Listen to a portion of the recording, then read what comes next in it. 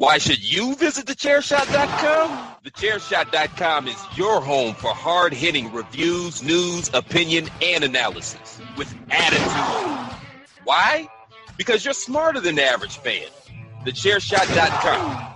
Always use your head. I'm here to clear my name. People have been blaming me all week for what happened with Cain and Lita. It wasn't my fault. Talk about your Psalms. Talk about John 3:16. Austin 3:16 says I just whipped your ass.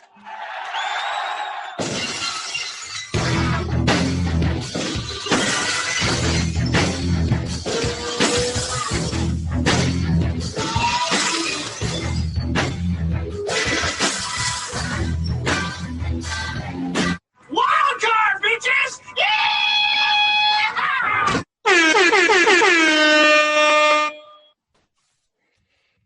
Hello, ladies and gentlemen, everyone. This is ring announcer to the stars, the Twitterless heroine herself, the hashtag Queen of Soft Style, and the host of the hashtag Miranda Show, Miranda Morales. And welcome to this new world of podcasting, which, well, maybe you see us, maybe you don't. And I'm not trying to play any games with you here, fingers crossed, but we are experimenting this week with a video podcast.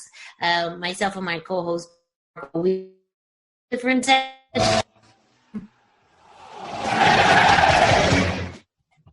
think that if we've always been able to see each other visually with this podcast, but now you could see us seeing each other. So, yeah, I don't have any explanation for that.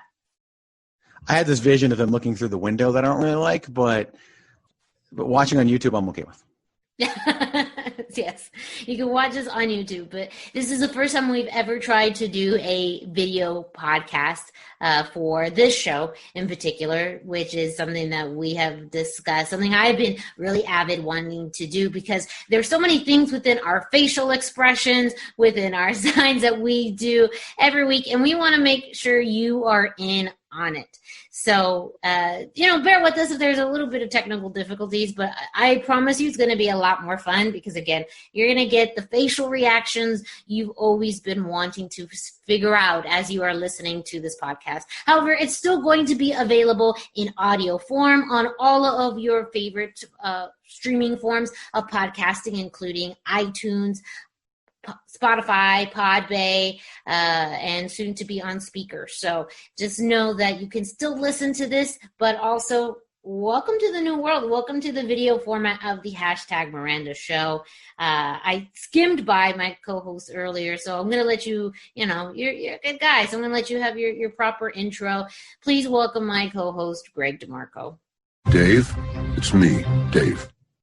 Sup? No, I'm just kidding. I'm excited. Like, it's weird. I've got so many things to do during this show right now because I'm recording. We're recording the audio just in case. I've still got to play the sound bites. I kind of wish the sound bites had their own little feed and their own little face on here, but they don't. I'm recording the video. I'm pushing buttons. Yeah, if anything happens. It's not my fault. Although it probably will be my fault. And that's what you signed up for, Greg. Like, I'm not here to put any particular blame, but you kind of did. Really sign up for that? When? You did sign up for this by being my friend and also the kingpin of the Chairshot. As people can see with my name on the screen, like they do the Queen of Soft Style. And if something goes wrong, I might change my name. I thought about making that a gimmick during the show, just continually changing the name. But I don't know. I've got so many other things to do and hopefully try to contribute in a positive way to the actual content that people are hearing and listening to so that it is the such good shit they've come to know and love. Such good shit. Well, we got some really good topics this week. It may sound boring when I first present it to you because it's not the flashy news of pro wrestling that you have come to know and love, especially from the Chairshot.com. And as a reminder, the hashtag Miranda Show is part of the Chairshot Radio Network. The Chairshot.com. Always use your head. The Chairshot.com. Always use your head. I just realized everyone's going to see how emphatically I play sound bites. There's so many things. I love to push the button and be like, we are pulling back the curtain. We've talked about pulling back the curtain now, and the curtain is pulled back. There is no curtain. There's no curtain left. Yeah, the fourth wall has been broken. No curtain. There's no fourth wall. There's a window that people are staring in. So if I watch this later, am I staring through the window at myself? Dave, it's me, Dave. I think I might be. Yeah, you're looking into your own soul. That scares the shit out of me. I don't want to do that. Yeah, no. Look, luckily for you that this show is not for the deep thinker, even though today... We're still going to laugh at things. Of course we're going to laugh at things. That's the whole point. I hope people find them. You're the professional who wore a Chairshot shirt, not me. You know what? But I did that because of the fact that not only can I promote and do my plug for ProWrestlingTees.com /The Chairshot, I can actually show our lovely listeners / viewers an actual shirt they can buy. Look at this. Look how good this looks, everyone. I don't say this for my health. I say it because I believe in the product. You're welcome. You just stood up for that. That was. What? I had to. I had to stand up. I had to let everyone know I am proud to be wearing my Chairshot t-shirt. And I mean, let's get to it. Let's get at it. If you want to get your very own Chairshot t-shirt like the one I am wearing right now, you can go to ProWrestlingTees.com /The Chairshot. This is one of my favorites, if not my favorite. This is the OG. I call it the OG Chairshot t-shirt. This is an army green. In soft style. I feel like I'm on the Home Shopping Network. We gotta get some more t-shirts now. I have to now cut all of these promos. I see what you're saying. I thought you meant cutting the shirts. Yeah, you got to cut all the promos. You know what? So I did actually. So I actually got this custom cut. I went to my local tailor and I said, I need you to do some modifications to the shirt. So it is a little shorter than other shirts because of the fact that I'm a short person. I also got the neckline adjusted. So usually they're in the regular crew cut, and I got it modified to have a wider neck. You actually had this isn't just something you got a pair of scissors and did. No. Oh, man, I am not good with a pair of scissors. Trust. I got this professionally done. That's amazing. First of all, that's baller shit. Yes, so I got it professionally done because I wanted just to have that extra comfort. This is in soft style, so all t-shirts start at $19.99, but if you want to spend a few extra dollars, you can get any t-shirt available in soft style, which means with sleeves and also sleeveless. So with summertime coming up, if you want to show the guns, then not just your arms, not real guns, then yes. Then go ahead and order a sleeveless t-shirt, long sleeve, regular, fitted, whatever you like. They're all available at ProWrestlingTees.com /The Chairshot. Again, go to ProWrestlingTees.com /The Chairshot to get your very own Chairshot t-shirt today. TheChairshot.com. Always use your head. It's been really funny to see what we do during a 41-second long commercial. Sierra Hotel, India, Echo, Lima, Delta, Shield.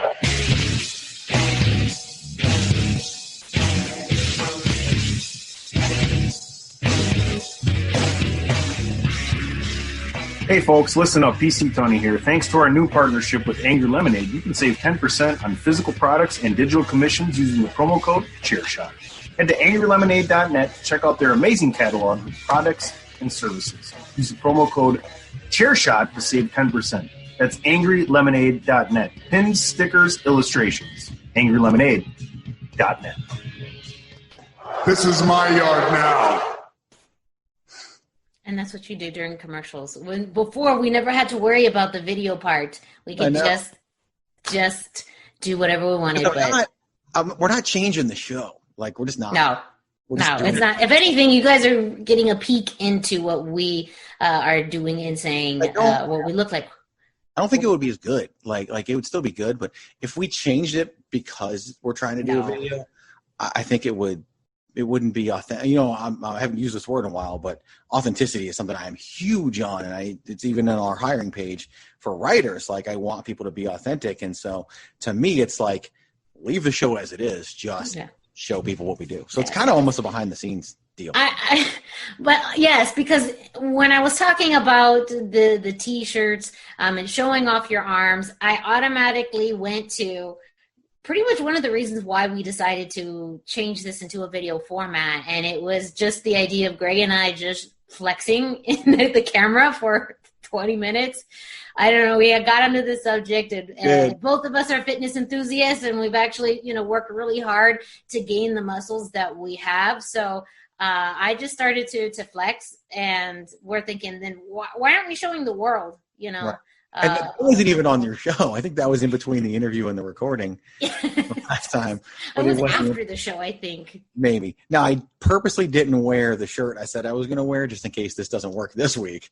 I was going to save it. Plus, I think it's appropriate for next week if we do what we're planning to do next week. Yes. So. Yes. Next week may be a little bit more formal. So who knows? Maybe I, decide to wear something a little bit more formal around the house. I'm wearing a T-shirt. I'm telling you right now. It's the one I teased on social media last week. We each have our own idea of formal, Greg. So that's not my idea of formal. I'm just not wearing formal. This is what I'm saying. For the hashtag Miranda and Greg DeMarco Super Such Good Shit Show 6, the musical will be the. Look, if I'm going to be on camera, I'm going to go for it. Okay, so if that means putting on some formal attire to. Do a podcast in my office. You were talking about this yesterday. You just want an excuse to wear something. That is also true. I only wear leggings and workout clothes now. Me too. I haven't put on actual. Maybe some jeans is probably the most put together piece of clothing I've worn. I haven't worn jeans since the last time I went to the office, which was probably a month ago. No, I wore them one night over Memorial Day weekend when I had the staycation. I did wear jeans to something we did that weekend. But yeah, besides that, no jeans. No jeans. Whatsoever. You talked about the working out. It's a funny story. Remember the Boss Pants? The Boss Pants. Yes, the Boss Pants that I got in October. I sent you a message and I was complaining because there was fabric touching me everywhere. Yes. I lied and said that's how pants work. Now those are too baggy. So, yeah. Wow. Also, I hate you because I don't have that problem. All my clothes touch me. So that's probably they're supposed to, but that is also true. But I haven't had any not because of the fact that they've outgrown. I've outgrown them. I have not outgrown anything. I have. Yes. That's all. I have. That's okay.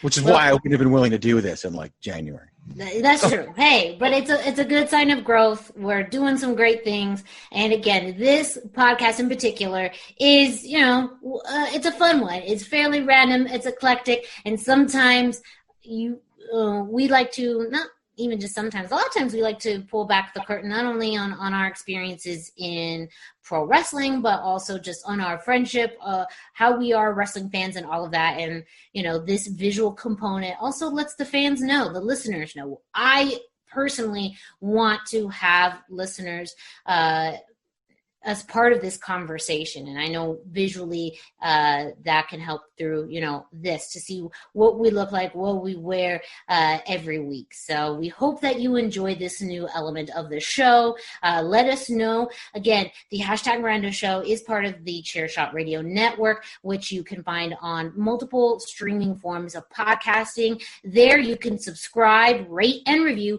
So let us know what you think of not only this show, but any of the podcasts that you listen to from the Chairshot Radio Network. Also, don't forget, go to the Chairshot.com for all of the wrestling news, opinions, and analysis that you want to know.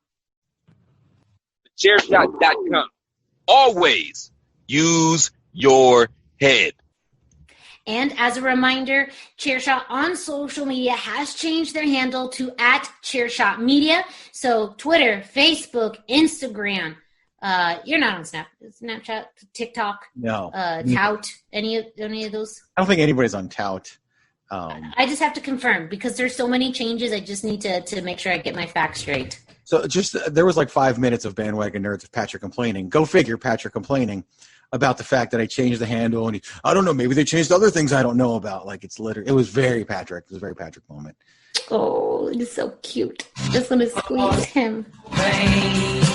He's a man child. And he's still your best friend, so that's one of them, as he complained about during Chairshot. Oh man. Oh. Well, again, follow the Chairshot on social media. There you'll be able to find links to all of the upcoming news articles, newly posted podcasts, and lots of other fun content, including video content that is being released now. We're going into a brand new world. So come on board with us. Flying by the seat of our pants. Flying. Okay, so this week's topic, I know I've premised it several times. It may not be exciting or exhilarating, but it is important because it's a twofold topic. One of it is because we're living in it. Specifically, Greg and I, we live in the state of Arizona. We live in different cities. But because of where we live and what's happening right now, it's something I really wanted to talk about with my personal experience with it. And then kind of the second part of it is how it's impacting the world of professional wrestling, because it has for several months. But there's been a few news stories coming up as of late, or that have come up regarding this situation. I keep talking about it very ominously, but I know it's like you can say the word. I could say the word, but I want to keep it a little. Coronavirus. It's telling you one of these days we need to do an ASMR podcast. I don't know how. I don't know if I could pull it off. You could pull it off. I've heard. No, I can't. I'm yelling. This is my inside voice, Greg. This is my inside voice. This is my library voice. It's very loud. I am like a solid almost foot away from my mic. I'm not even very close to it. It's with paper. See, it was making a noise. I don't know if it made a noise or not. I can't hear myself. Hear everything else. Okay, thank you for.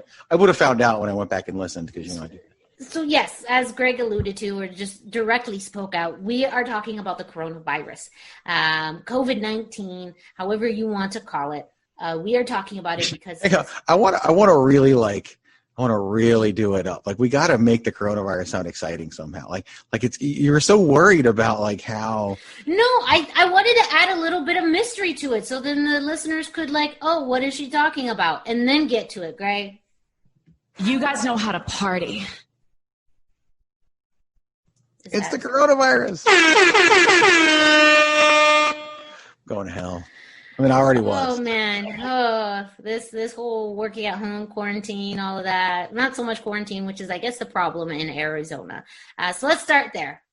COVID-19, many of you have seen on the news an increase of cases in several states, including the state of Arizona. Arizona lifted our stay-at-home order back last month. I believe it was May 15th when the stay-at-home order expired. And what that meant was that we could all leave our houses again and businesses could open up and people could kind of resume their life as close as they knew it. Employers still could decide whether they wanted to keep people working from home. At that point, all of the school districts decided to not resume classes, and some of them were already done for the year anyways. But here we are. This is June 16th, about a month later. Just about a month outside of the stay-at-home order expiring. And today, Arizona experienced its highest amount of cases of coronavirus. State health officials reported 2,392 new cases this morning. That led to a total amount of confirmed cases to 39,097. And again, this is big because this is the highest amount of cases reported in a one-day period in Arizona. The trends have continued to grow in Arizona, where we're not seeing a decrease as some had predicted with after the stay-at-home orders expired and all of the preventative measures that's happening. We've actually increased cases. We have. And interesting about that, I just wanted, because I did some crunching of some numbers. So the prior high was just June 12th. So the prior high was just 4 days ago. and it's like a 35% increase over so it didn't just beat the prior high, like it blew it away.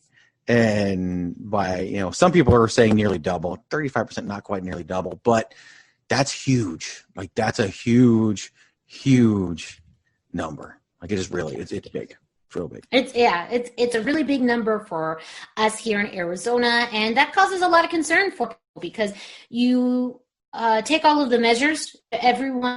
Many people have been taking all the measures possible, whether it's been staying at home, whether it's going out and having protective gear, face masks, gloves, heavy utilization of washing your hands, hand sanitizer, all of that. And still cases have increased. So in Arizona, we are in this interesting state where people are still trying to get on with their lives and do, regular things, but now more than ever really concerned about COVID-19. And if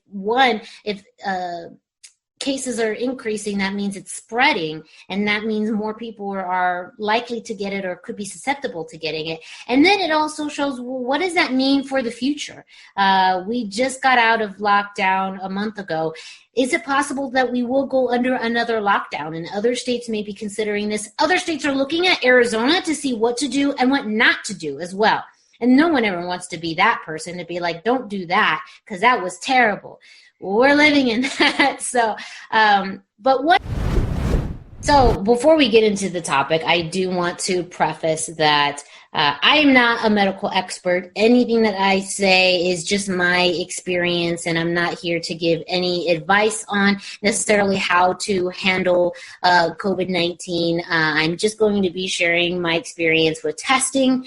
So just wanted to get that out there just in case. And of course, you don't listen to the #Miranda show or probably any of the shows on the Chairshot Radio Network for medical advice. So I know that may go with you. It could go without saying. However, I just wanted to get that out there. Please consult with your medical professional, before making any decisions regarding maybe self-quarantine, treatment, exposure, any of that. Greg, do you want to, put anything out there? I mean, there's a good chance I'll pretend I'm one at some point just because of how opinionated I am on this topic. But yeah, not like it's just all we can speak from is our frame of reference and our experiences and honestly our opinions. And so that's what they are, but don't take it as medical advice. If you listen to Pod is War, I'm sure Christopher Platt has given medical advice a time or two, but that's not the intention. Make your own medical decisions the way you know best, just like we'll do with ours. But it's, that's not what we're here for. This is still entertaining. So I 19 test earlier today, and I got it on the behest of my younger sister. So I currently don't have any symptoms. I don't feel any symptoms of COVID-19. However, I have a younger sister. She's a few years younger than me, who has a 1-year-old son, my nephew. And also living nearby are my parents. They are 60 plus, so they are at a high risk demographic. Plus my dad also has diabetes. And so a lot of research has shown that people with diabetes could be susceptible to complications with COVID-19. So when I was telling her about kind of what my routine looks like, I let her know that I do go out and about here and there. I go to the gym several times a week. I do go to the grocery store. I'll go to pick up food at restaurants here and there, but not long-term exposure. But again, with the increase in cases and her having a 1-year-old son and my parents who also help take care of my nephew, and they see each other a lot, she really urged me to get a test so I at least knew whether I had the virus or not. And the plan was to try and get it as soon as possible because Father's Day is this weekend and I was going to go visit my family. So I did the research, and here in Tucson where I live, there are some CVSs that are offering drive-through COVID tests. So I went online. I was able to pick a store nearby. There was only about 3 or 4 locations, not all of them, but several locations were offering the test. And And so I signed up for a time to do it, and I got instructions on, just making sure what I had to bring. As far as the form I had to fill out, there was an online form in which I had to provide some of my information, name, address, all of that.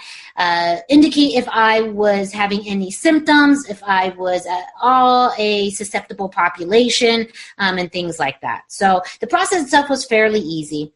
I go through the drive-through. It's actually a pretty long line. So that's something I advise if you are getting a test, be mindful that you're probably going to be there longer than expected because many people probably have the same idea as you. And I'll explain the actual process. Because this is drive-through, the person on the other side had to explain all of the instructions to me, and then I had to administer the test myself. Now, this is just how this testing site works. I know that there's other probably medical facilities in which you go and a medical professional administers the test, but the way that CVS does it, I did the test myself. Hang on a second. We just got done explaining to everybody how we're not medical professionals. To peel back the curtain, we did it twice. We explained it twice. They don't know why. And then you explained to us that you were going to have to administer your own COVID test to yourself. So the medical professional told you to pretend to be a medical professional. Well, I just had to be the liaison to that, I guess. I don't know how that intermediary of my own personal medical service. Okay. Look, I'm just explaining the situation. I'm just telling you the facts, okay? As people can tell, I didn't know any of this beforehand because it happened earlier today. So I'm ingesting it as you, the listener or the viewer, going, the fuck? So yeah. Yeah. This is the way that it's rolling out. So I pull up to the window. So as many of you have probably gone through a drive-through pharmacy, there's someone behind the screen or the glass, and then you are in your car. I believe the pharmacist was who was on the other side, ended up just explaining that this is a drive-through service. I'm going to explain to you all the steps that you're going to take. And then after that, I'm going to send you the tool that you'll need in order to administer the test yourself through that little, I forget, the little box that you push through, conveyor thing. Like the pneumatic tube, like at the bank? Kind of, but you know, it's not a tube. It's just like a tray. So you didn't. It wasn't like 3 road cars over where I had to around. No. It wasn't as fancy as that. Darn it. Yeah, it's not the Jetsons. I was thinking the Jetsons too. That's amazing. I know. We live in 2020. No flying cars. Who knows? Damn it. So she maybe after all this stuff. So she went through the process of explaining how to handle the swab. So there is a swab that you have to take up your nose, and you have to tilt your head back because you have to get it at least an inch within your nose to do it. And then you have to circle around for 15 seconds to do the test, and then you take it out and you do it against the other nostril. So you do test both nostrils, so you do get a healthy sample size. I'm assuming. That's my guess. With doing both nostrils, you have to get a healthy sample size, and then there's a tube that you then insert your swab in, and there's the handle actually breaks off. It's a little plastic handle, so you break it off so that way only the majority of the swab is in the tube. You seal it up, put it in a bag, and then you drop it off. There's a box right next to the tray, which is where all of the samples or all of the testing samples go to then be collected by the diagnostic company so that they could test them. So the big thing I think that I've been hearing a lot about is the uncomfortableness of the actual swabbing, because you do have to go pretty far up your nose. But it is a little uncomfortable. You get a tear in your eye. It's like, maybe you really have to sneeze. It's slightly uncomfortable, but for not a long period of time. It was a lot easier than I thought it was going to be. And between the explanation and the actual testing, it was probably a solid 15 minutes in my car doing all of that. They did make us, anyone doing a test, you have to have a mask on, and you have to keep it on the entirety of the time. And then also, when you do your own test, you have to roll up your car window. So that way there's less of a chance of exposure, even though the other person's on the other side of a glass and there's walls and all of that protecting them from you. They still want you to confine yourself in your own car to do the test. So that was really the experience with it. It was fairly easy, but I can understand for some people that it takes some time, even though you sign up and do everything ahead of time. The lines are long. However, the test itself was way easier than any shot or blood draw or any, physical exam that I've had to do before. So for the peace of mind of my sister, and I did call her earlier before we actually recorded these shows, both this show and Chairshot Radio, to tell her I did the test, and the ease of mind that she had for me was worth it to go through that process. And really, again, I know that too, for anyone who has the virus, some people have symptoms and some don't. So I also didn't want to preface of, I know I don't have it, it's fine.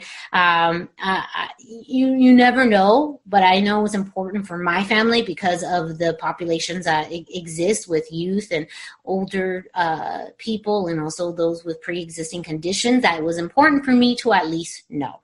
So I should get my results in the next few days, maybe by next week, depending on how fast these tests are churned out. But, overall the process wasn't that bad.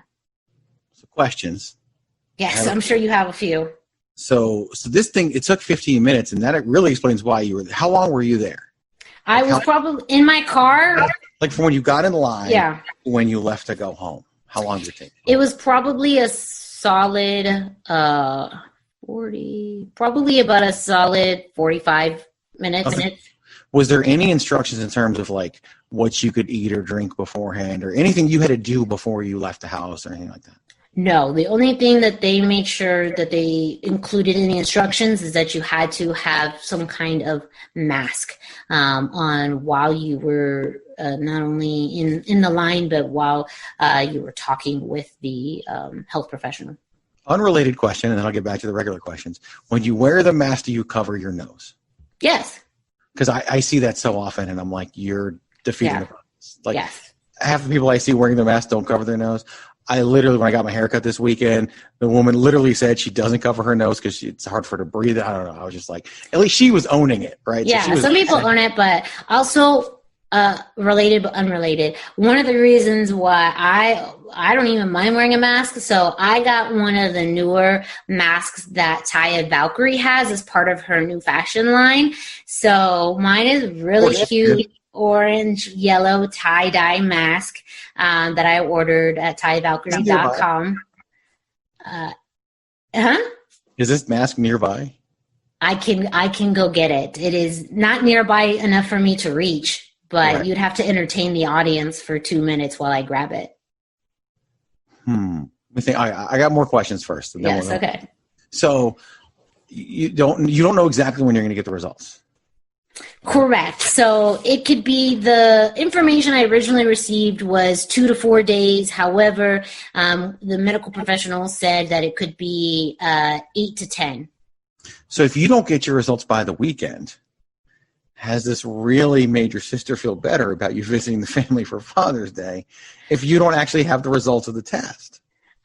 That's a good question. So I feel like either way she'll have the peace of mind. I may have to delay the actual visit, to be honest, if I do not get the results in time, which is totally okay because they'll be coming probably fairly soon to visit me. So I'll be seeing them soon either way. But if I don't get the results in time, then I probably will not visit, or I will visit and she just will not show up. She'll just quarantine herself from me.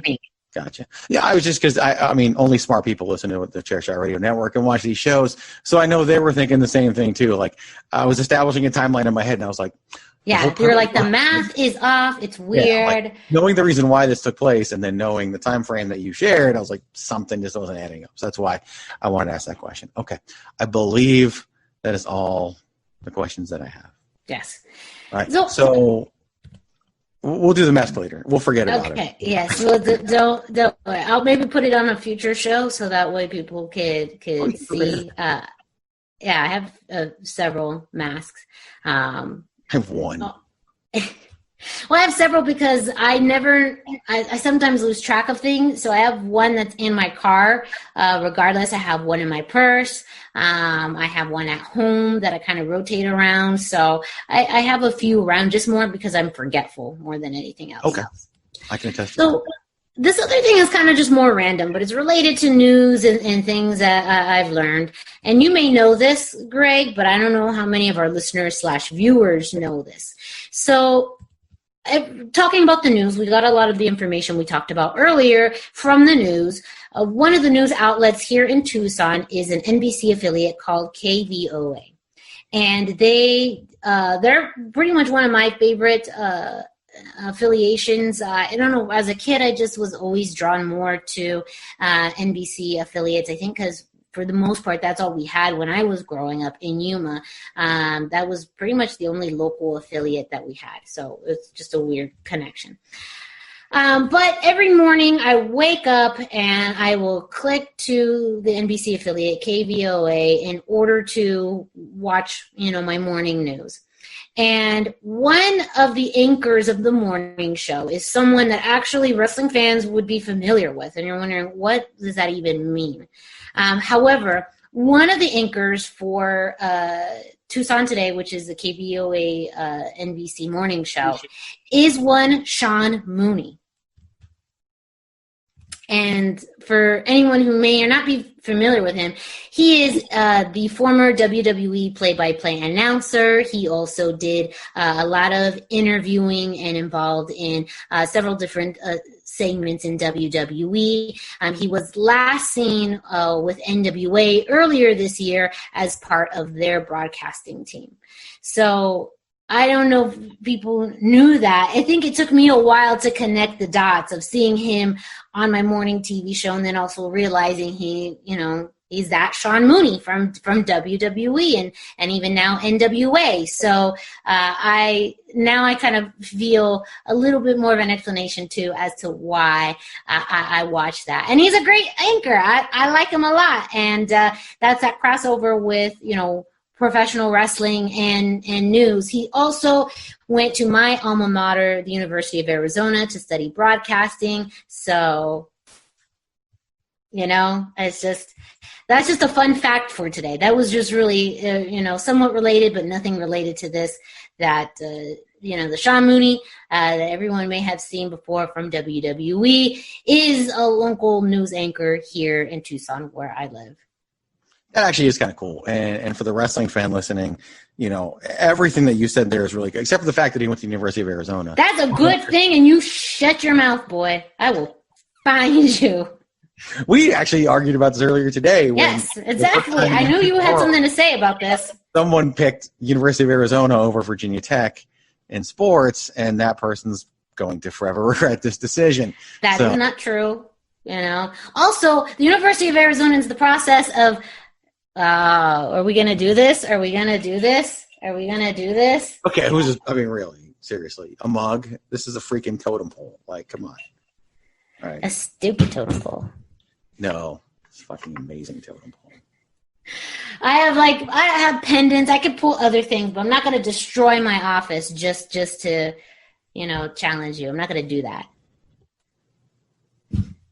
But so again, just a fun fact for those of you who are wrestling fans. And if you've been wondering what Sean Mooney's been up to over these years and what other things he does, well, he's a news anchor here. So that's important to know.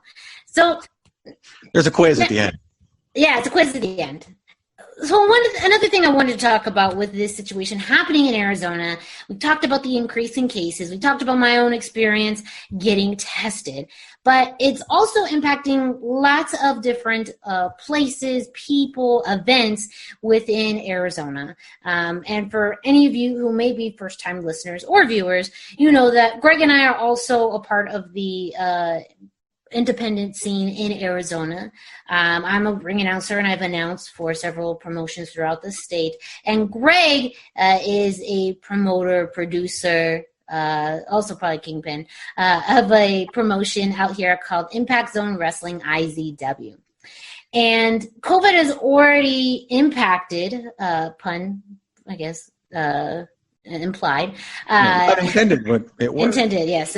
Has already impacted IZW running shows in Arizona. Had to postpone a show already. Right now, there is one scheduled for the end of August.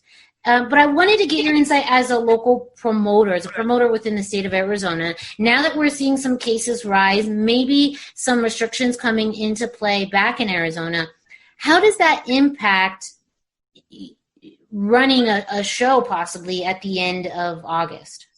It's I mean, I don't know scary is not the best word, but there's definitely apprehension there. Like, you know how bummed I was when we had to cancel the May 16th show, and so much was building towards it.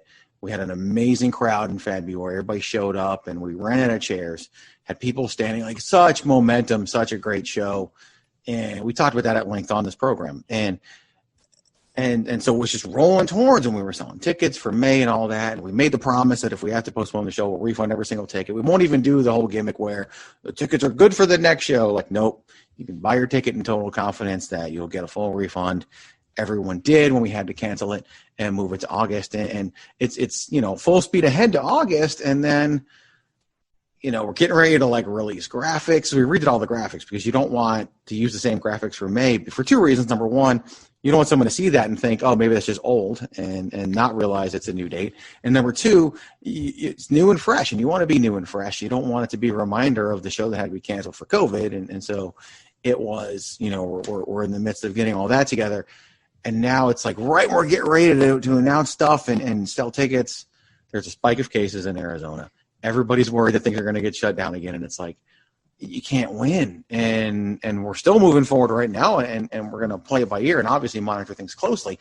So there's that aspect of it. Then there's the aspect of the actual show itself and the logistics. Do we sell less tickets, which we are planning on selling less tickets, at least in the beginning, and adjust as we get closer to August 29th? Do we have to have measures in place at the building? And we will have measures in place at the building, and we're still figuring out exactly what those are, because we know what those would need to be if we were on the show today. We don't know what they would need to be running the show on August 29th. Mm-hmm. So there's that. And, it's having certain things available. We have a food vendor. Is that food vendor going to be able to do food? What steps do they have to take? What do we have to do about the talent? And, the show that we had planned, there's a tournament. And so you have people that are going to wrestle, and then the three winners are going to wrestle each other again at the end of the show. Do we still do that? Is it okay to put people out there more than once? Is it a situation where we maybe want to let people leave after they've wrestled and therefore having less of a crowded environment in the locker room? There's so many things to think about and plan for.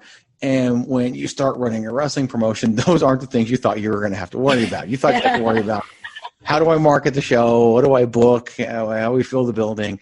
All the things that we got good at. And now it's like, here's this other monkey wrench you got to throw in. And like you said earlier, right? We're not medical experts. We're also not experts at, having to put on an event in this type of time frame. But no one is, right? Yeah.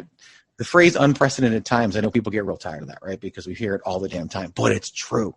You and I talked about that yesterday. That's what this is. These really are unprecedented times.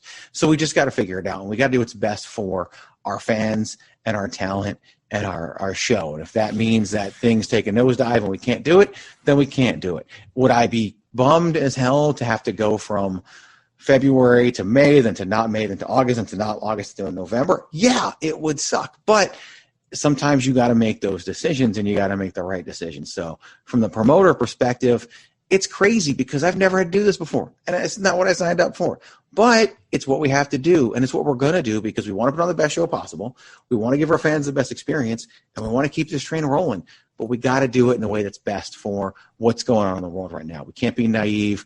We can't do things without really thinking them through. Yeah, we're hoping things take a turn in our favor, but if they don't, they don't. We'll figure it out. We'll adjust. But yeah, there's so many more things weighing heavily on this one than what it was. February 23rd, the day after the last show, man, it was all about one thing, and that was it. And now it's all about 100 things. And hey, it's part of the job. Yeah, and it's really showing what this whole experience, this whole situation with COVID-19 is leading people to do, and adjustments not only in their personal lives and work lives, but for being a wrestling promoter, a lot of that blends together where it's a bit of both. And how do you balance that? And how do you balance the welfare of the talent, of the fans, of everyone working behind the scenes, adhering to policies and guidelines from your own state, because that's a whole other element in that too. Every state has different guidelines. One thing that Arizona is seemingly getting some flack for is not mandating the usage of medical masks, where other states are requiring it. Now, again, that's every state's decision. However, it does make it more complicated when you're trying to kind of figure that out and see how do you do that. And in this case, for wrestling promotions, if you want to mandate something that maybe your state or your facility isn't requiring, but you want to do that in order just to have that extra preventative measure, or if you have to spend more money in sanitizing the area, or you don't get to have as many people because you have to space them out more, or whatever that looks like. There's a lot of things that I'm absolutely sure as a promoter you have to consider and weigh the pros and cons and weigh out even the return on investment, but more importantly, the health and safety of everyone involved to make sure that not only is it a successful show, but it's also a safe show. Yeah, absolutely, because, way back right when everything shut down, there was a promotion that ran a show with no fans and someone got sick. And so there was a whole big deal about that. And of course it blew up because it's wrestling. But yeah, we don't want to have that. And we don't want to have that. Of course, you don't want to be the company that does it, right? But that's already happened. So it doesn't matter. But just for the human element, I don't want to have someone come out of our show sick and have to go through everything that they have to go through from that. Like, I just don't want a person to have to go through that. So there's the human side of it. There's the business side of it. There's the wrestling side of it. And yeah, at the end of the day, you just want to do what's best for the fans, for the talent. And you think about you're an interviewer at our shows, right? You do a lot more than that. You produce things, you do all that. So I don't want anything to happen to someone in your role and the multiple people that fill roles like yours. So and at the end of the day, it's me and it's somebody else that runs these shows, right? We're the ones that are ultimately responsible for these shows in the end. And then you got the venue as well, and there's a representative there. And then really it's those are the three kind of big, people who would ultimately be responsible for those shows. You don't want to do the wrong thing. And we don't have precedent. We've talked about this as well. I can't look back in history and see, well, what did so-and-so do the last time this happened? Because it's never happened. There's no. It's never happened. It's never happened. To look at, again, history teachers are going to skip 2020 anyway in the future, so it doesn't matter. But it's. If you believe all the other news too, the Mayan calendar got it wrong, and the end of the world's actually happening this year. Yeah, tomorrow. Yeah. August 30th. So I'm still having my show. Damn it. But it really is. You just got to do what's best, and it's hard and you're ultimately responsible for that. And I think you kind of err on the side of caution. You kind of, when you're really in that position, when you're dealing with your own stuff, you tend to be a little more conservative, and I think we will be conservative. It's easy to tell somebody else how to do it, but when it's actually you and you have to do it, that perspective changes. And you as a person who I would ask for advice, obviously you have input there, but it's just, we're just gonna have to roll with it. We're gonna make mistakes, I'm sure. We're gonna look back and wish we had done certain things differently. But my goal is to get everything right, or as many things right as possible, as we march towards August 29th. Yeah. And I imagine that this problem is happening throughout the U.S. with many other independent promotions, really assessing all of these factors and, even looking at their timeline. And I know it seems like a lot of promotions want to get up and moving as soon as possible, but then weighing all of these factors may delay a promotion from running, whether it's later this summer or even this fall or to the winter. I know that some promotions have gotten creative with finding new ways and formats to present a product. One that I remember seeing, or I believe several promotions had done this, is the concept of a drive-in show, think about the Backlot Brawl from NXT TakeOver in your house, but probably in a little bit more organized fashion.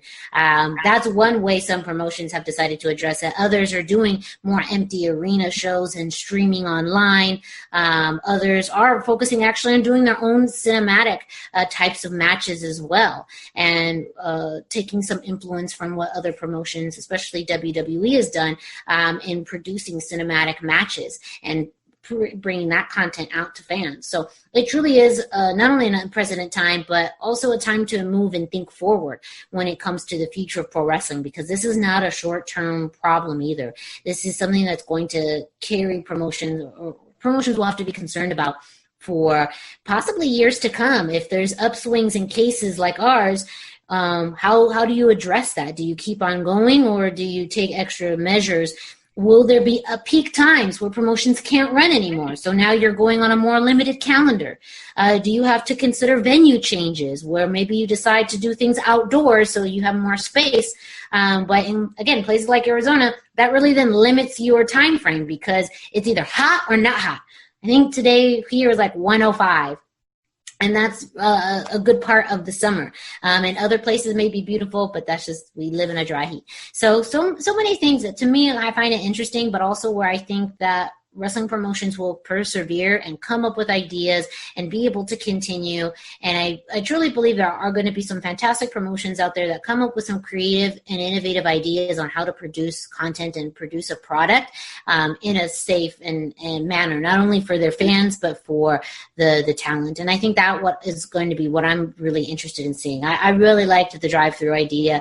I think attention to cinematic matches would be great for local promotions to work on and do and to release online for fans and help broaden their fan base. There's just a lot of things, and those were just a few, but again, there's probably even just more ideas that haven't come up with yet that could be really the future of independent pro wrestling. So I hate to be a downer, but I'm going to be, because there's a lot of the stuff that you listed is great, right? But here's the thing. It's the wrestling business. And how do you make money putting a cinematic match on YouTube? How do you make enough money to pay those people? And some of these companies already operate a loss, and we don't. And I'll be open about that. But how do you do that? Eventually that has to stop. Like, you can't do it forever. Eventually, you only get tax returns once a year. That's a big insider joke now, but whatever. You only get COVID payments once in a lifetime, and you put the two together and you have a big wrestling show. But it's only that can only go so far. Like, maybe the drive-through thing can work until the city shuts you down, which I know is happening to some people. But at the end of the day, we're a live event show. Like, we put on live events. We put on live events with fans, and that's how our business model works and how our business runs. If we put out a cinematic match, who's paying those people? How does that work? Who's producing it? And how do you make any of that back? You don't. And so a lot of these things are going to operate at a loss unless people have revenue coming in from that way, and enough revenue to actually make it worth somebody's while. So I think you might get some cool content for a little bit, but I also think that might end too, because that well is going to dry up. The money well is, if people are doing that. And that's just, I'm not saying it to be dick or to be rude or to be, early career Randy Orton, to go back to what we talked about on Chairshot Radio, but that's just the reality of it. I manage a business when it comes to Impact Zone Wrestling. I manage that business for two people, and we got to make sure that business can continue to run and be a business. And if it doesn't, then it doesn't. But we can't do things that aren't going to support the business in the long run. Now, maybe in the short run we can do something to keep things moving. I've thought about it, but we couldn't do it forever. That's for sure. And I think it's a fair perspective, because I'm sure there are a lot of local wrestling fans, really wondering, when is the next show going to happen? When is my local wrestling going to come back? And it's easy to throw out these ideas as though to do this and that, but you bring out a lot of good points on the business side as to why a lot of promotions haven't been able to move forward. Why don't you just find a venue and only invite 50 people, or why don't you do, I'm sure the ideas have been out there, but there's a lot of complexity as to why those decisions can't happen or come to fruition. And I think as fans, that's just something that we just have to understand, especially on the independent level. the means and the return on investment and like you said, the money flow. That's why promotions haven't done things outside of live events really before, because that was really the big cash flow. So where does that come from? What does that look like? But again, I do believe in the creativity. I do believe there's probably some ideas out there that haven't been thought of or generated, or that's exactly what other independent promotions are trying to tackle with now, is how do we make this revenue generating and have it sustainable so that way we can continue to operate in the future, not just in live shows, but through other formats. Again, not that I have the answers, but I do feel like it's the future. It's out there, and it will happen. And when it does, I think it'll be really fascinating and interesting to see. And just the interpretation of it, especially across this country, will be awesome to see. But who knows? I do want to go a little bit into the world of professional wrestling now that we've touched a little bit on the independent scene. Of course, speaking about COVID-19, big news broke from WWE earlier today that they have halted its scheduled tapings for today, Tuesday, when we film this show. You're listening to this later down in the week. But they announced that on Monday, a developmental talent had tested positive for the coronavirus. They noted that it wasn't someone on the active roster on NXT or Raw or SmackDown, but they were part of the audience in the Performance Center. I believe it was on June 9th when they were part of the audience. And so now that they know that there is someone who has tested positive for COVID, they've canceled tapings, and then they are also doing testing and trying to facilitate testing for everyone on the roster to assess, are there any other positive cases? And I know that within the world of wrestling social media, both from fans and even I'm sure this got some mainstream coverage. There was a lot of mixed reviews on that because WWE has been operating out of the Performance Center for quite a while right now. They were able to get some clearing from the state of Florida in order to operate, be known as an essential business. And now they do have, this is actually their second positive confirmed case. There was another one that they had, I believe, at the end of March. Right, an announcement. And that person didn't have any contact with other employees, but that was kind of the first confirmed case that they had. This is number 2. And there's just a lot of buzz about this because it's impacting the tapings. And now, with everyone getting tested, I know the big question has been, well, why weren't they testing before? And I know you have some fairly solid thoughts as to kind of the complexities that WWE could have been faced as to why they haven't done mass testing already. Yeah, honestly, there's just so much we don't. It's so easy to say, why weren't they testing, right? It's just simple to ask that question. And it's easy for us, those who aren't responsible for all that testing, to ask that question. And first of all, they do business in the state of Florida, and so the state of Florida is going to mandate what they have to do. And so they did what they have to do in order to continue to do business in the state of Florida. Well, what a lot of people are doing, right? When you go to a restaurant, you're not tested before you go eat at a restaurant.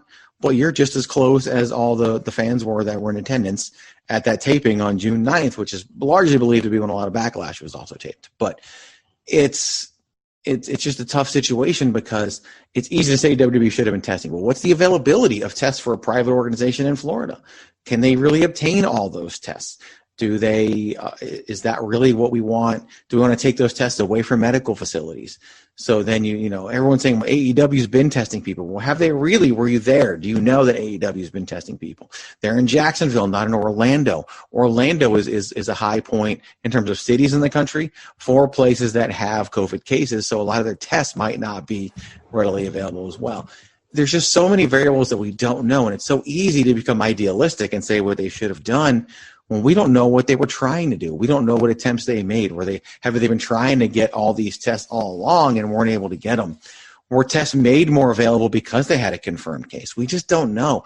But it's so easy as fans to stand on a box and yell what they should have done, especially in hindsight, right? It's real easy to start pointing that blame finger, which it's video, so I can do that now, and point that blame finger because they have a case.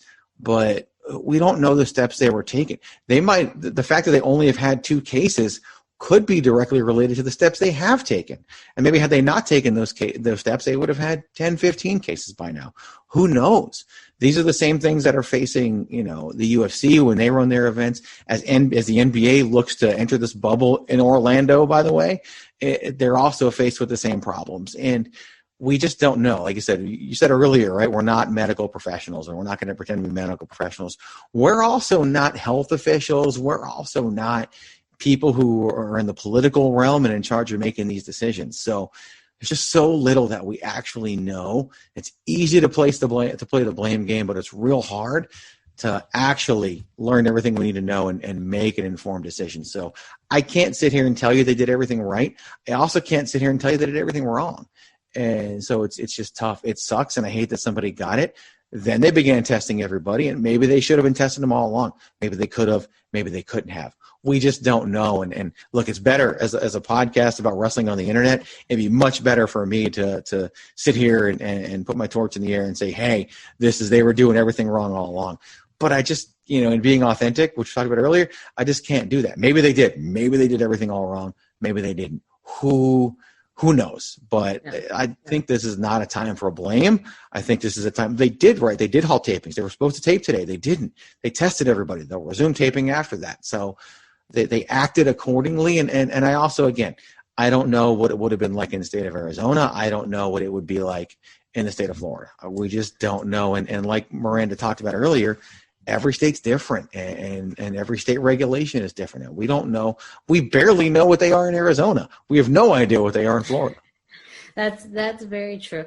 And talking about my own experience with the timeline, that also means that this could have an impact on NXT tapings for the future, for this week, and even possibly Friday Night SmackDown, if they don't get the results in time in order to operate. Or this could even have an impact on who gets to wrestle if they don't have the results by the time they resume taping or plan to start taping. So, it really does shake things up a bit. I do commend them for taking the time to individually test everyone. And maybe they're going to add some more measures in place now with this happening. I know that there was a lot of, I would say, feedback about WWE opening up the audience to be more people besides the performance center recruits, as the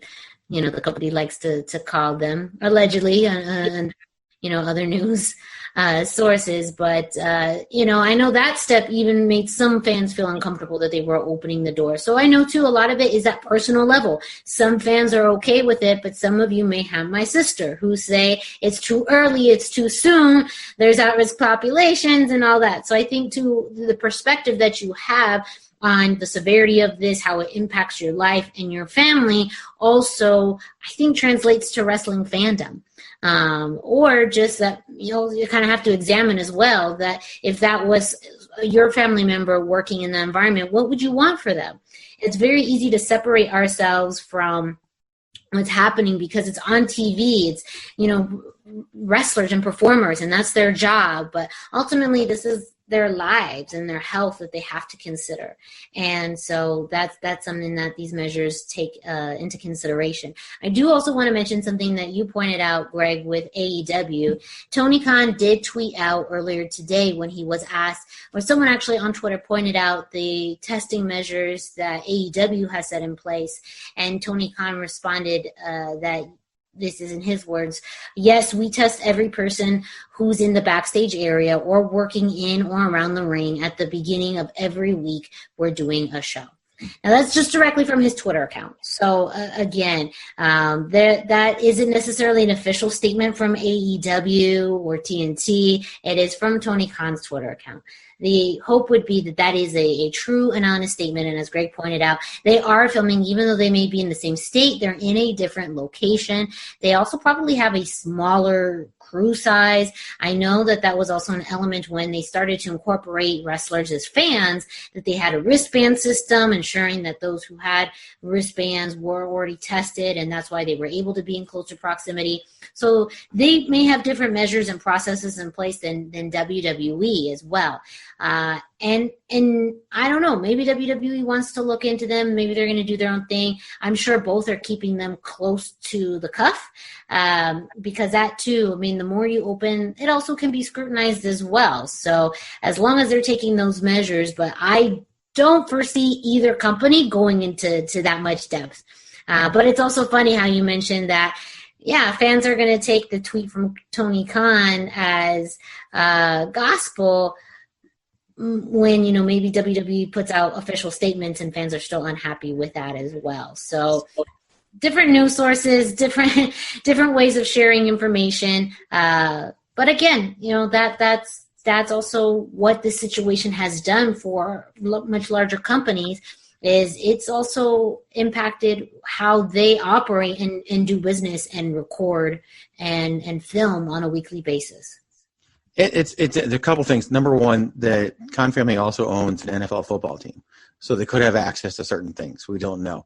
Number two, the word testing could be taken a lot of different ways. Like in a lot of areas, testing and screening mean the same thing. But with COVID, screening somebody usually involves taking temperatures and checking for symptoms, versus testing is what you just went through. So he could also be saying things that might not mean what people think. And I'm not saying he's being deceiving. It's just, you just don't know. And that's the biggest thing about it. And with wrestling yeah, his tweet did say testing. He said we test. Not, you know, so I'd like to think he's being very intentional, but there are two different tests. There's an antibody test and there's the actual COVID test as well. And so that too, it wasn't specific as to which test people are receiving. And you're right about the resources. They may have slightly different range of resources available to them. Yeah, who knows? But again, we don't know. And sure, we have to make decisions with the information we have. But I guess the biggest thing for me is sometimes it's okay not to pick a side, not to get mad at one person and not mad at the other one, and just be like, okay, I'm going to take that information and I'm just going to take it. And it's okay to not have outrage or not have positive feelings. I guess we live in that social media day where it's either, okay, I read something, I'm either happy about it or I'm mad. I guess it's okay to be in the middle. And it's taking this whole competitive level between AEW and WWE to a whole new level. Ever since day one, since AEW's conception, it's all about, you know, the fans. And I know we've had this conversation as well. I know that some of that, you know, you feel has been AEW intentionally, you know, putting stakes in the ground, saying we are going to battle WWE. But that there's a competition between them over wrestling supremacy. And we're taking some elements about people's health and livelihood and ultimately operations of a company and trying to have them battle that out. Or at least I think there's a fandom behind that everything they do, everything AEW does or WWE does is all about beating the other company. And I don't think in this case it is. Or one has absolutely anything to do with the other. It's just really about, you know, two different methods and processes or just operations of companies that both happen to be in the realm of pro wrestling. They also are operating in the same state. So again, a lot of parallels, totally understand. But I don't think in this case it is about AEW versus WWE. It's really just examining, you know, what are the differences? What are things that they could learn from each other or do? And how is that important to fans, too? Ultimately, too, this is another thing about what does your fandom mean to you? What do you value as a fan from your pro wrestling? Whether it's what's behind the company, who's behind the company, who's wrestling, what the company believes in. Those are pretty broad things about a wrestling company. But if that matters to you, then that's, you know, you have to evaluate too, then your wrestling fandom. If it's not, and you're looking at more just from an entertainment aspect, then I don't think, you know, then the decision's a lot easier to make. But if, you know, testing or screening practices are important to you as to what kinds of companies that you support, and in this case, what kind of pro wrestling you consume, all right, that's absolutely up to you. But you also want to try and get as many facts as possible with that. On the plus side, I do want to talk about some good news coming out of the world of pro wrestling from New Japan. New Japan has been on hiatus since February 26th, and recently they announced that they were going to be coming back for their very first show that happened yesterday on Monday, June 15th. It was a show. It was actually kind of a mystery show. They didn't really announce too much about it, called Together Project Special. And right after that, today actually, was the start of the New Japan Cup that's running June 16th through July 11th. And actually also announced today was that New Japan was going to be adding more events through the summer. And really, they're back. They've been on hiatus. They canceled 53 shows from February to June. And this was something that, again, every company has their own approach to this. And we're even talking about this in an international way because of the fact that how much COVID has impacted companies and countries all over the world. And New Japan made a stand that they were not going to operate at all during this time. And so now they're back with the New Japan Cup, and I think fans are very excited and thrilled. What are your thoughts now? New Japan back on the scene. Yeah, it's interesting because they canceled 53 events. They're a touring company, just like WWE is. WWE canceled way more than 53 events. Like that's one thing there. That the show that they filmed that they released on Monday was actually filmed in secrecy previously. Probably over the last few weeks at their dojo in LA, and released right before the New Japan Cup kicked off. And of course, we have all that coverage over at the Chairshot.com, just to make sure people know that. Andrew's covering that stuff right now. But it's exciting for fans who want some wrestling to watch. And again, we talked earlier, we've talked on other shows, right? WWE is going more toward that sports entertainment element. And you've got even a company like AEW doing more cinematic presentation. And if that's not your cup of tea, there's not as much available out there for you. And now here comes New Japan. And even though they're filming it with no fans, it's still New Japan wrestling matches. Yep. And it's still that New Japan product that you've come to know and love. So there's just another avenue, another outlet for you to watch something that you've missed. And to me, that's a good thing. And I'm glad they're back. I'm glad.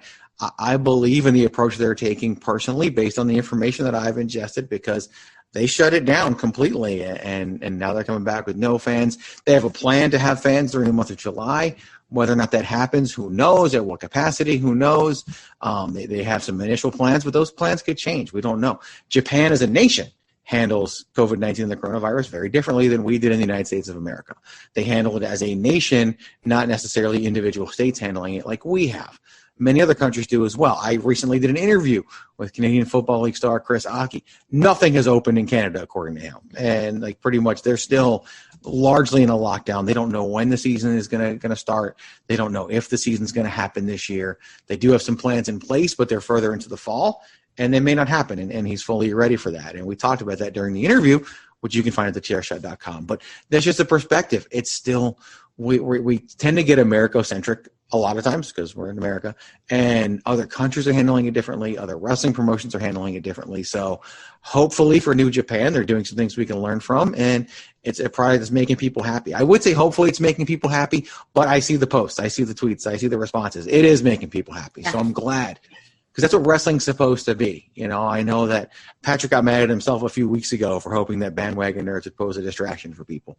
But wrestling is supposed to be that escape from the real world. And sometimes wrestling and the real world have to intersect. But it sounds to me like having New Japan to watch is that escape for some people. And I'm for it. I'm 100% for it. And going off of what you mentioned, too, that according to their website, that they're going to, once they do allow fans back in live events, they say that they're going to be taking strict measures to counteract the spread of COVID-19, and they're going to have specific policies on their website for fans to review prior to attending. So there's also going to be that onus on the fans, and I think that's an element too, where I think for all promotions, whether you are WWE, AEW, New Japan, or even a local promotion as well, where there is going to be onus and responsibility on the fans who attend in order to practice those safe measures to even attend.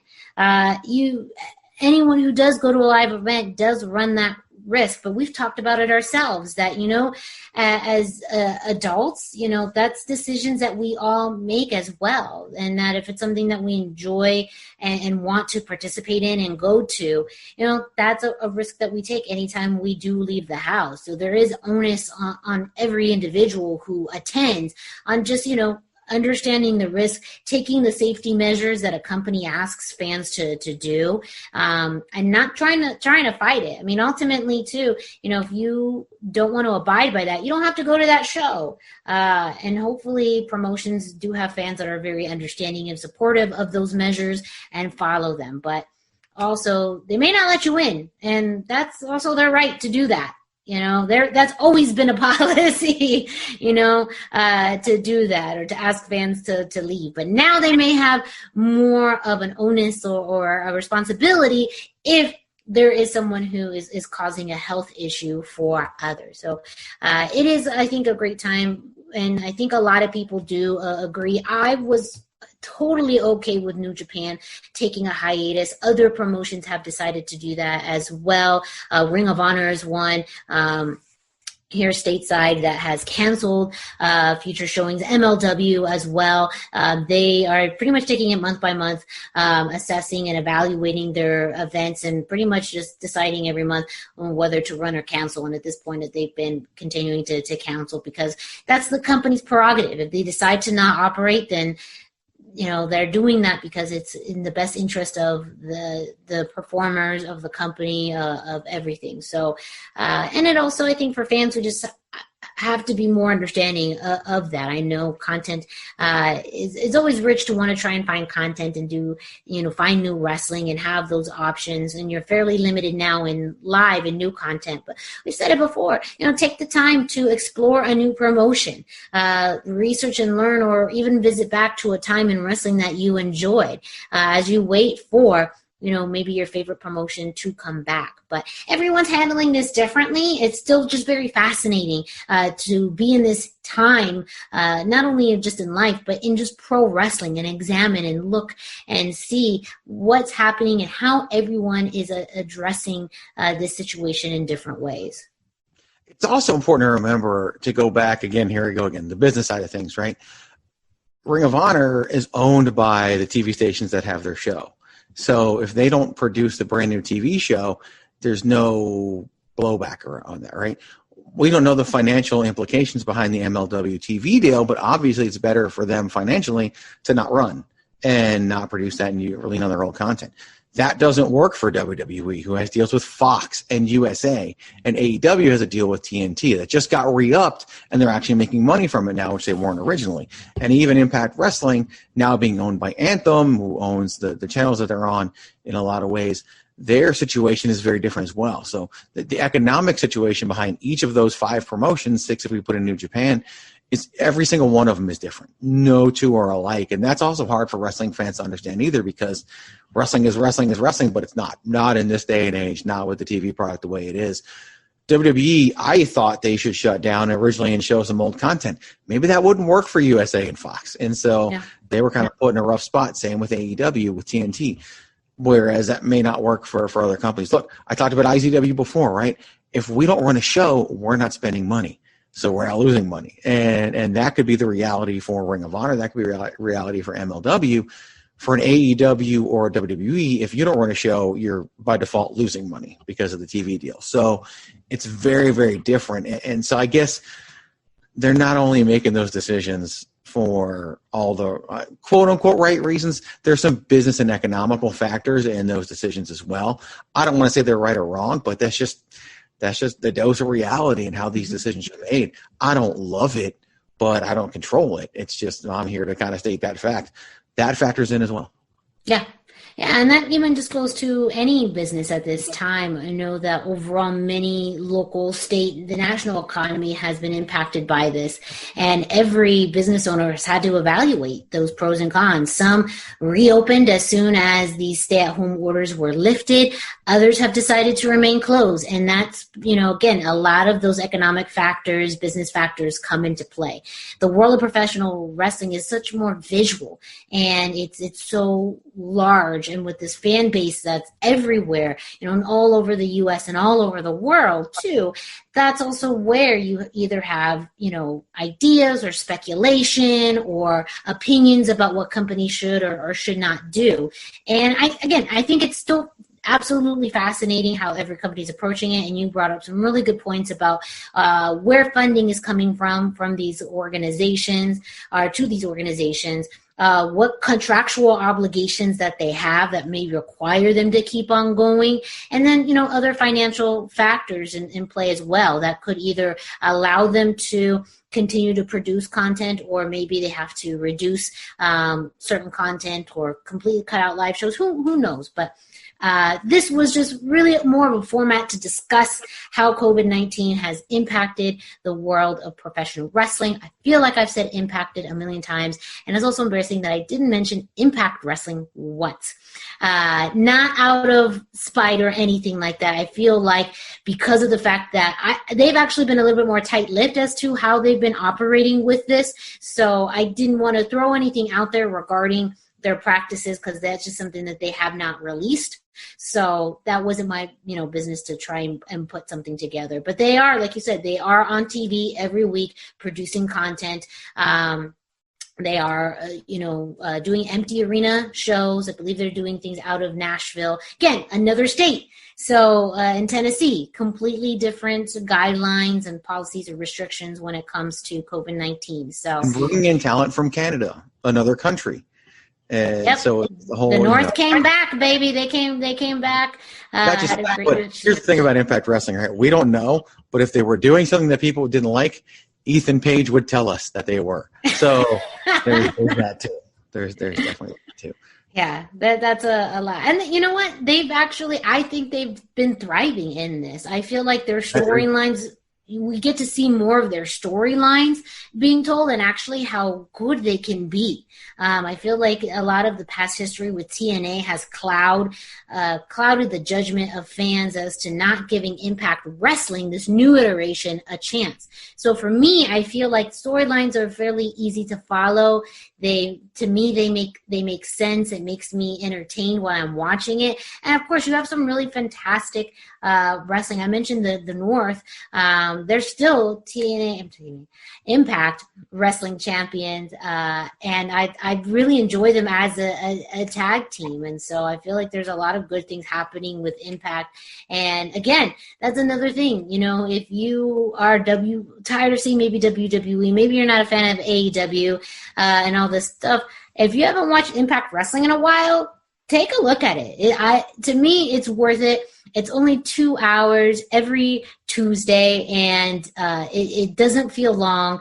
It's again, I think it's fun and easy to watch, and there's some great storytelling in it that I feel like this new era, this particular era in COVID, has allowed some really good stories to be told and blended out. And you have Slammiversary coming up, and they're building a lot of cool things for Slammiversary. We haven't even talked about that whole promo that they put out, I believe last week, with this addressing all of the WWE talent that was a release. And you know what? I think it was kind of smart. I mean, who knows how many of those people are actually going to be there, if any. But you know what? It was a great way to grab some attention because it did. It got onto the internet quick with a lot of speculation, and it's something that they're really, pushing for Slammiversary. So I think there were some smart things that they've been doing.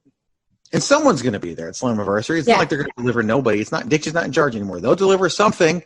They'll deliver someone, and it'll be good. And yeah, when you're fighting from behind, why not do those things? What do you have to lose? They don't have anything to lose.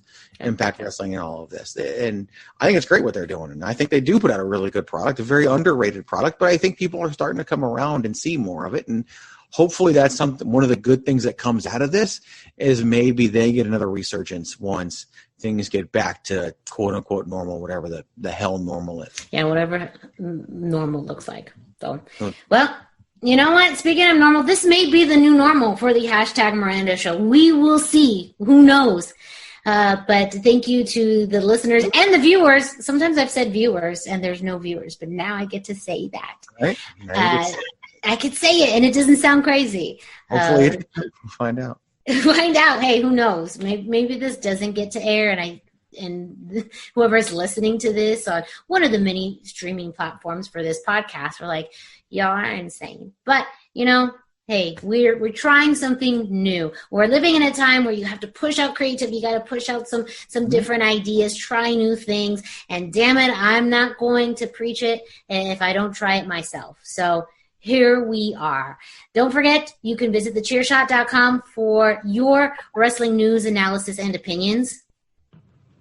Chairshot.com. Always use your head. Chairshot.com. Always use your head. Now they can actually see us do the boom. I mean, we do. Yeah, he just waited all show for that. He just really made his night.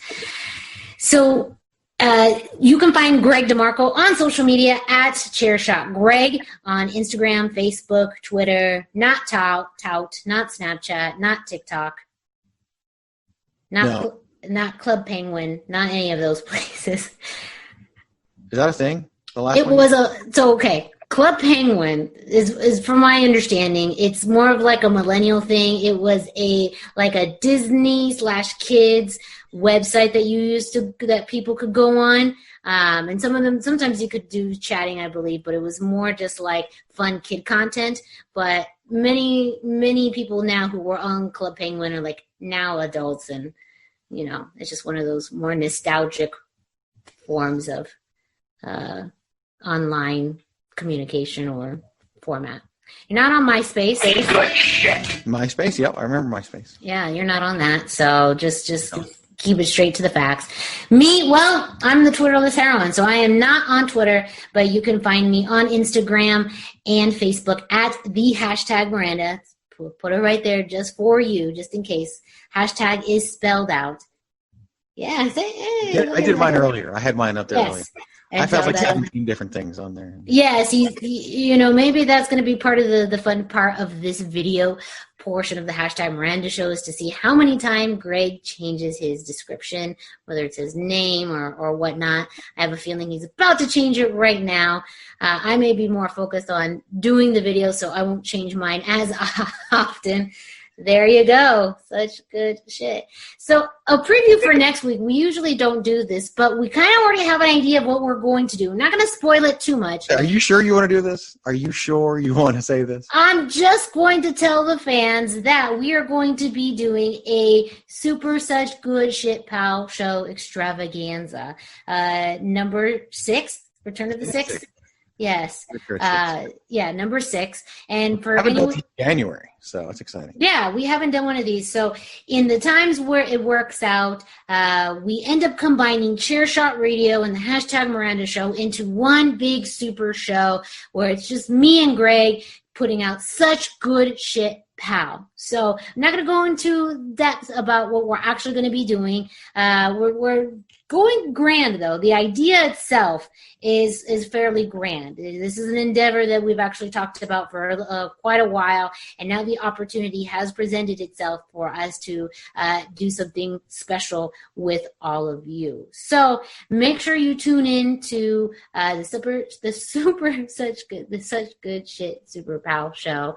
You'll get it. It'll be on the Chairshot.com. It is.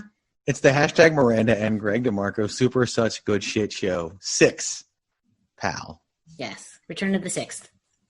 Yes. That's not a thing. Well, I'm making it a thing, okay?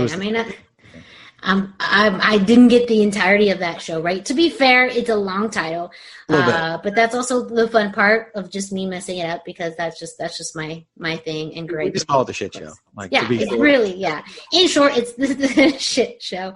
We'll be doing that next week right here on the Chairshot.com and all of the forms of streaming for podcasts. So make sure you tune in to us next week. Make sure to go to Chairshot.com, ProWrestlingTees.com. Follow us on social media, all that good stuff. Thank you so much for listening and watching. And don't forget to keep it soft style.